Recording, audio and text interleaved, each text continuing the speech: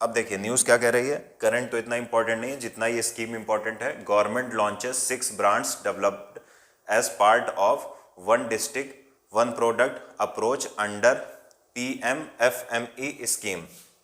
कौन सी scheme? PMFME scheme. तो हमको ये समझना है कि आखिर ये स्कीम है क्या। देखिए इसका अगर पूरा नाम बताऊं तो याद तो मुझे भी नहीं रहता, लेकिन लिखा हुआ इसलिए पढ़ दे रहा हूं। PM for formalisation of micro food processing enterprises scheme.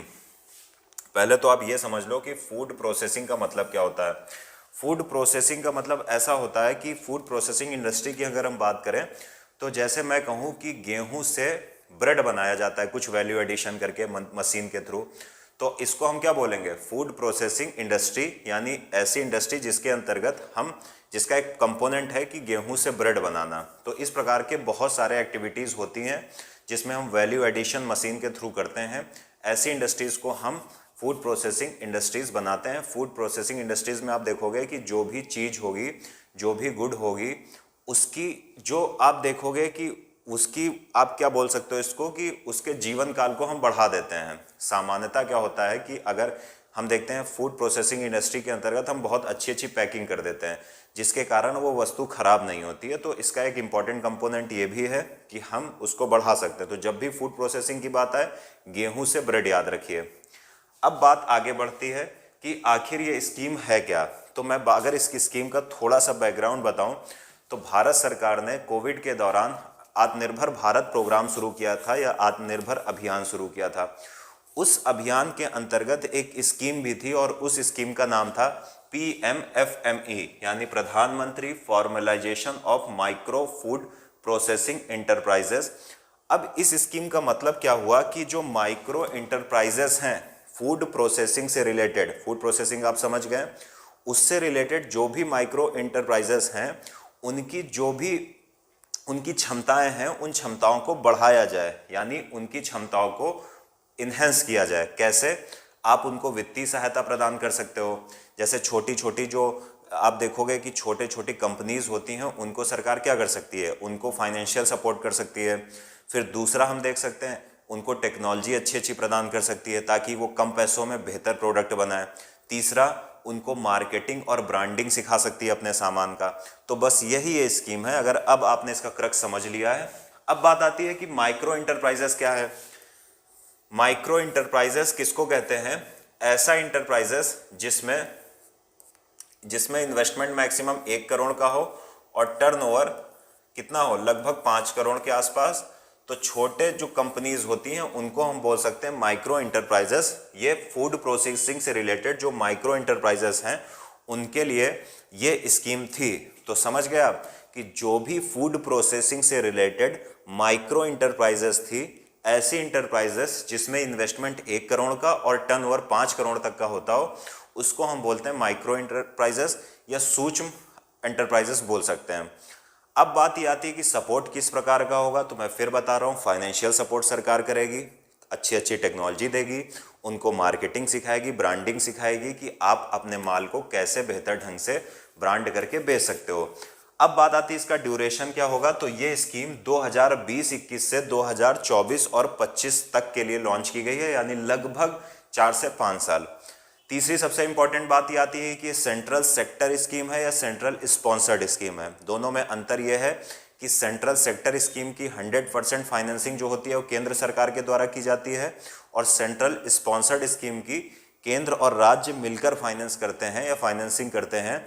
तो अगर हम इसकी बात करें तो इस स्कीम को हम कह सकते हैं सेंट्रल स्पॉन्सर्ड स्कीम, केंद्र प्रायोजित योजना, यानी केंद्र और राज्य मिलकर फाइनेंस करेंगे। कैसे करेंगे? अगर हम देखेंगे नॉर्मल राज्यों की, उत्तर प्रदेश, MP, राजस्थान की, तो यहाँ पर केंद्र सरकार 60 और 40 के रेशियो पर काम करेगी। 60% फाइनेंस केंद्र करेगी और 40% राज्य करेंगे। इसी तरह अगर हम हिमालयन रीजन और नॉर्थ ईस्टर्न राज्यों की बात करें तो वहाँ पर फाइनेंसिंग का जो पैटर्न होगा 90-10 पर होगा। 90 केंद्र सरकार, 10 जो होगी वो नॉर्थ ईस्टर्न स्टेट या हिमालयन स्टेट करेगा। अब बात कर लेते हैं यूटीज की। तो यूटीज की अगर हम बात करें तो यूनियन टेरिटरी में जहां पर लेजिस्लेचर्स हैं, विधायिकाएं हैं, वहां पर जो फाइनेंसिंग पैटर्न होगा वो 60-40 का होगा। यानी 2 ऐसी हमारे पास यूटीज हैं जहां पर आप देखोगे विधायिका है, एक तो आपकी दिल्ली हो गई, एक पौंडीचेरी हो गई, अगर शायद कोई नई नहीं बनी है तब। और जो वहां पर जहां पर 2 ऐसी यूटीज हैं जहां पर क्या है, लेजिस्लेचर है, दिल्ली और पौंडीचेरी में। तो ऐसी यूटीज जहां पर लेजिस्लेचर है वहां पर जो फंडिंग पैटर्न होगा वो 60-40 होगा, 60 केंद्र सरकार और 40 वो यूटी खुद करेगी।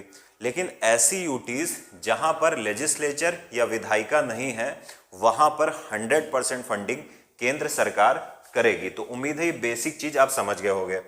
अब ये स्कीम काम कैसे करेगी थोड़ा सा हम ये समझ लेते हैं। इसकी कुछ हम कैरेक्टरिस्टिक्स या फीचर्स की बात कर लेते हैं।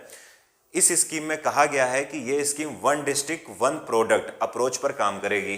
कौन सी प्रोडक्ट? 1 डिस्ट्रिक्ट और 1 प्रोडक्ट, ODOP अप्रोच पर। अब ये अप्रोच क्या है?